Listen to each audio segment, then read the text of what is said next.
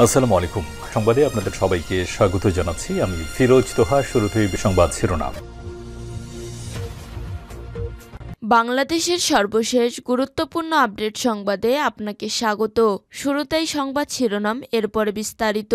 শুরুতেই জানিয়ে দিব, সারা দেশে যৌথ বাহিনীর অপারেশন ডেভিল হান্ট। গাজীপুরে ছাত্র জনতার উপর সন্ত্রাসী আক্রমণের ঘটনার প্রেক্ষাপটে সারা দেশে যৌথ বাহিনীর বিশেষ অভিযান শুরু হয়েছে। এরপর জানিয়ে দিব, বাংলাদেশের পাঠ্য বইয়ের তথ্য ও মানচিত্র নিয়ে আপত্তি চীনের। বাংলাদেশের কয়েকটি পাঠ্য বই ও জরিপ অধিদপ্তরের ওয়েবসাইটে এশিয়ার মানচিত্রে অরুণাচল প্রদেশ ও আকসাই চীনকে ভুলভাবে ভারতের অংশ হিসেবে দেখানো হয়েছে।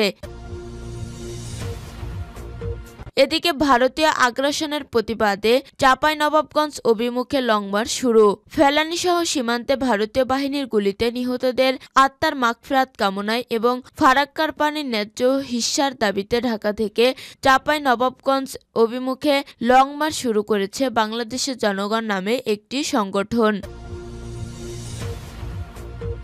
এরপর জানিয়ে দিব, সাবেক নারী এমপির লুকিয়ে রাখা কম্বল নিয়ে গেলেন ছাত্রদল নেতা। এদিকে চাকরি ফিরে পাচ্ছেন আওয়ামী লীগের আমলে চাকরিচ্যুত 1522 পুলিশ সদস্য। আপিল ট্রাইব্যুনালে জয় চাকরিচ্যুত পুলিশ সদস্যদের চাকরিতে পুনর্বহালের ব্যবস্থা নেওয়া হচ্ছে। পুলিশ সদর দপ্তরের AIG media and PR Enamul Haque Sagar বিষয়টি নিশ্চিত করেছেন। এর মধ্য দিয়ে আওয়ামী লীগের আমলে চাকরিচ্যুত 1522 পুলিশ সদস্য চাকরি ফিরে পেতে যাচ্ছেন। এবং সর্বশেষ জানিয়ে দিব, ফিলিস্তিনি প্রতিনিধিদের সঙ্গে ইরানের সর্বোচ্চ নেতার বৈঠক। গাজা উপত্যকার যুদ্ধবিরতির মাঝে হামাসের ভারপ্রাপ্ত নেতা খলিল হায়াসহ আরও 2 শীর্ষ নেতার সঙ্গে বৈঠক করেছেন ইরানের সর্বোচ্চ নেতা আয়াতুল্লাহ আলী খামেনি। প্রিয় দর্শক, এতক্ষণ শুনছিলেন সংবাদ শিরোনাম, এরপর বিস্তারিত। তবে তার আগে বন্ধু জানিয়ে দিন আপনি কোন স্থান থেকে আমাদের সংবাদটি দেখছেন এবং শুনছেন। জানিয়ে দিন এই সংবাদ সম্পর্কে আপনার মূল্যবান মতামত। আর বন্ধু, আপনি যদি আমাদের চ্যানেলে নতুন হয়ে থাকেন তাহলে ভিডিওটি দেখতে দেখতে চ্যানেলটি সাবস্ক্রাইব করে রাখুন, যাতে করে আমাদের পরবর্তী সংবাদগুলো সবার আগে আপনার কাছে পৌঁছে যায়। এবারে বিস্তারিত। সারা দেশে যৌথ বাহিনীর অপারেশন ডেভিল হান্ট। গাজীপুরে ছাত্র জনতার উপর সন্ত্রাসী আক্রমণের ঘটনার প্রেক্ষাপটে সারা দেশে যৌথ বাহিনীর বিশেষ অভিযান শুরু হয়েছে। গতকাল শনিবার থেকে শুরু হয়েছে এই অপারেশন কার্যক্রমের নাম দেওয়া হয়েছে অপারেশন ডেভিল হান্ট। এর আগে স্বরাষ্ট্র মন্ত্রণালয়ের জনসংযোগ বিভাগ থেকে এক সংবাদ বিজ্ঞপ্তিতে এই অভিযানের কথা জানানো হয়। এর মধ্য দিয়ে ডক্টর মোহাম্মদ ইউনূসের নেতৃত্বাধীন অন্তর্বর্তী সরকার দায়িত্ব নেয়ার ঠিক 6 মাসের মাথায় আইন শৃঙ্খলা রক্ষায় বড় ধরনের অপারেশন শুরু হলো। সরকারের এই অপারেশনকে সময়োপযোগী সিদ্ধান্ত উল্লেখ করে স্বাগত জানিয়েছে নিরাপত্তা বিশ্লেষকরা। তারা বলেছেন, আগেই এ ধরনের অপারেশন দরকার ছিল। এটা ছিল আইন শৃঙ্খলা পরিস্থিতি আগেই উন্নত হতো। গাজীপুরে বৈষম্যবিরোধী ছাত্র আন্দোলনের নেতাকর্মীদের উপর হামলার ঘটনায় দায়িত্বে অবহেলার অভিযোগে সদর থানার ভারপ্রাপ্ত কর্মকর্তা ওসি প্রত্যাহারের ঘোষণা দিয়েছেন গাজীপুর মহানগর পুলিশের কমিশনার নাজমুল করিম খান। তিনি বলেন, রাতে যে ঘটনাটি ঘটেছে তাতে পুলিশ বাহিনীর পক্ষ থেকে আমি ক্ষমা চাচ্ছি। আমি ব্যর্থতা স্বীকার করে নিচ্ছি। হামলাকারী কাউকে ছাড়া হবে না, প্রতিটি হামলার জবাব দেওয়া হবে। যেসব পুলিশ রেসপন্স করতে দেরি করেছে তাদের প্রত্যেকের বিরুদ্ধে ব্যবস্থা নেওয়া হবে। এদিকে ওই হামলার ঘটনায় গাজীপুর সহ দেশের বিভিন্ন স্থানে বিক্ষোভ প্রতিবাদ হয়েছে। এ সময় আওয়ামী লীগ নিষিদ্ধের দাবি করা হয়েছে। আইন শৃঙ্খলা বাহিনী সূত্রে জানা গেছে, পুলিশ, সশস্ত্র বাহিনী, সেনা, নৌ ও বিমান, বিজিবির সমন্বয়ে গঠিত এ অপারেশনের কার্যক্রম পরিচালিত হবে। কেন্দ্রীয়ভাবে স্বরাষ্ট্র মন্ত্রণালয় এ কার্যক্রম মনিটরিং করছে। অপারেশন কার্যক্রম 24 ঘন্টার মনিটরিং করার জন্য মন্ত্রণালয়ে স্থাপন করা হয়েছে নিয়ন্ত্রণ কক্ষ। অপারেশনের বিষয়ে আইজিপি শেখ বাহারুল আলম আমার দেশকে জানান, আজ রোববার স্বরাষ্ট্র মন্ত্রণালয় বিস্তারিত ব্রিফিংয়ে জানাবে। সে পর্যন্ত ধৈর্য ধরতে হবে। বাংলাদেশের পাঠ্য বইয়ের তথ্য ও মানচিত্র নিয়ে আপত্তি চীনের। বাংলাদেশের কয়েকটি পাঠ্য বই ও জরিপ অধিদপ্তরের ওয়েবসাইটে এশিয়ার মানচিত্রে অরুণাচল প্রদেশ ও আকসাই চীনকে ভুলভাবে ভারতের অংশ হিসেবে দেখানো হয়েছে। পররাষ্ট্র মন্ত্রণালয়কে দেয়া চিঠিতে এ দাবি করেছে চীন। চিঠিতে আরও দাবি করা হয়, হংকং তাইওয়ানকে চীনের অংশ না দেখিয়ে দেশ হিসেবে দেখানো হয়েছে। অরুণাচল প্রদেশ নিয়ে দীর্ঘদিন ধরে মুখোমুখি ভারত চীন। 1947 সালে দেশভাগের পর থেকেই যে সংকট শুরু হয়েছে, এবার হাজার মাইল দূরে সেই সংকটের আঁচ লাগানোর ঢাকার গায়ে। অন্তর্বর্তী সরকারের পররাষ্ট্র মন্ত্রণালয়কে দেয়া চীনা দূতাবাসের চিঠিতে বলা হয়, ইবতেদায়ী মাদ্রাসার ৪র্থ শ্রেণীর বইয়ে বাংলাদেশ অ্যান্ড গ্লোবাল স্টাডিজে এশিয়ার মানচিত্রে চীন ও ভারতের সীমান্তের রেখায় জ্যাংনান বা তথাকথিত অরুণাচল প্রদেশ ও আকসাই চীন ভুলভাবে চিহ্নিত করা হয়েছে। আর নবম ও দশম শ্রেণীর বইয়ে বাংলাদেশের পণ্যের রপ্তানির গন্তব্য দেশের তালিকায় হংকং ও তাইওয়ানকে দেশ হিসেবে দেখানো হয়েছে। চীনা দূতাবাসের আপত্তি ভূমি জরিপ অধিদপ্তরের ওয়েবসাইট ম্যাপ নিয়েও। বিশ্লেষকরা বলেছেন, পট পরিবর্তন ও বাংলাদেশ ভারত টানাপোড়েনের প্রেক্ষাপট চীনের বিষয়টিকে সামনে এনেছে।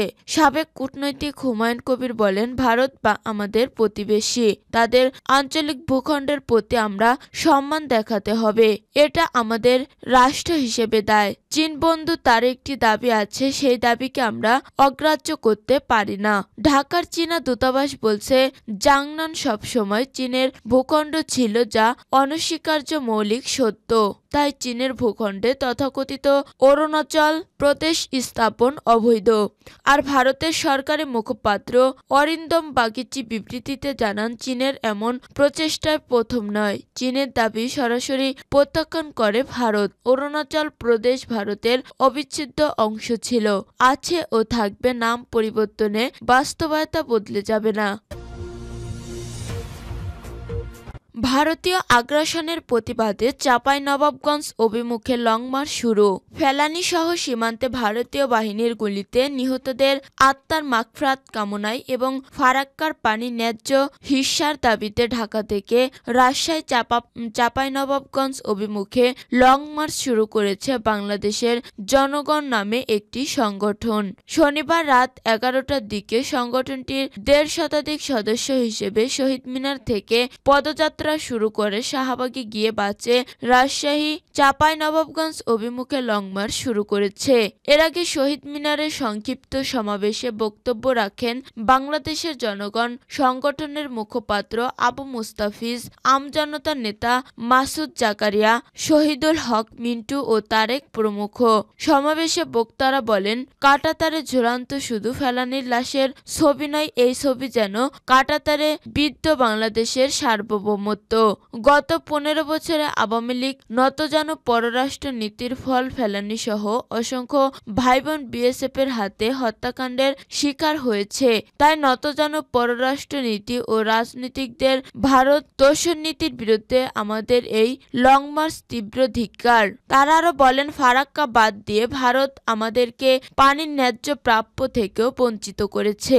এভাবে আর চলতে দেওয়া হবে না। ভারতীয় আগ্রাসনের বিরুদ্ধে দেশের মানুষ এখন সোচ্চার হয়েছে। আগামী দিনে ভারতীয় যে কোনো আগ্রাসন প্রতিরোধ করা হবে। লং মার্চের গাড়ির বহর সকালে রাজশাহী পৌঁছাবে। সেখানে সামান্য বিরতি শেষে আমাদের চাঁপাই নবাবগঞ্জের শিবগঞ্জ উপজেলার কিশোরগঞ্জের উদ্দেশ্যে রওনা হবে। পরে তারা কিশোরগঞ্জে ভারতীয় আগ্রাসন বিরোধী সমাবেশ ও সামাজিক জিয়াফতে মিলিত হবে। সেখানে কয়েক হাজার লোকের সমাবেশ ঘটবে বলে আশা প্রকাশ করেছে সংগঠনের নেতারা। সাবেক নারী এমপি লুকিয়ে রাখা কম্বল নিয়ে গেলেন ছাত্রদল নেতা। পটুয়াখালী জেলা মহিলা আওয়ামী লীগের সভাপতি ও সংরক্ষিত নারী আসনের সাবেক সংসদ সদস্য কাজী কানিজ সুলতানা হেলেনের লুকিয়ে রাখা 6 শতাধিক কম্বল নিয়ে গেছেন পটুয়াখালী সরকারি কলেজ ছাত্রদলের সদস্য সচিব আসিফ ইকবাল মাহমুদ অনিক বাবু। এ ঘটনায় শহর জুড়ে চাঞ্চল্যের সৃষ্টি হয়েছে। শনিবার 8 ফেব্রুয়ারি বিকেল 4:30টার দিকে পৌর শহরের সবুজবাগ ৮ নম্বর লেনে জেলা প্রশাসন ও বৈষম্য বিরোধী ছাত্র আন্দোলন প্রতিনিধিদের এক বিশেষ অভিযান চলাকালীন সময়ে এই তথ্য উঠে আসে। স্থানীয় সূত্রে জানা গেছে, গত বছরের ৫ আগস্টের পরবর্তী সময়ে সাবেক সংসদ সদস্য কাজী কানিজ সুলতানা হেলেন তার প্রতিবেশী ব্যাংক কর্মকর্তা মোহাম্মদ জাহাঙ্গীর হোসেনের বাসার ৪ তলায় একটি খোলা রুমে জোরপূর্বক বেশ কিছু সরকারি কম্বল রেখে যান। ৬ আগস্ট থেকে ৭ ফেব্রুয়ারি পর্যন্ত কম্বলগুলো ব্যাংক কর্মকর্তার হেফাজতেই ছিল। ৮ ফেব্রুয়ারি ভোরে পটুয়াখালী সরকারি কলেজ ছাত্রদলের সদস্য সচিব আসিফ ইকবাল মাহমুদ অনিক বাবু তার সহযোগীদের নিয়ে সেই কম্বলগুলো নিয়ে যায়। ব্যাংক কর্মকর্তা মোহাম্মদ জাহাঙ্গীর হোসেন বলেন, সাবেক সংসদ সদস্য কাজী কানিজ সুলতানা হেলেন ৬ আগস্ট পালিয়ে যাওয়ার সময় আমাদের বাসায় ৭ থেকে ৮ বস্তা সরকারি কম্বল ও কিছু খেলাধুলার সামগ্রী রেখে যান। সেগুলো আমার বাসার ৪ তলার একটি খোলা রুমেই রাখা ছিল। হঠাৎ করেই আজ ছাত্রদলের বাবু কম্বলগুলো নিয়ে গেছে। তবে আমার উচিত ছিল ৫ আগস্টের পর প্রশাসনকে বিষয়টা জানানো।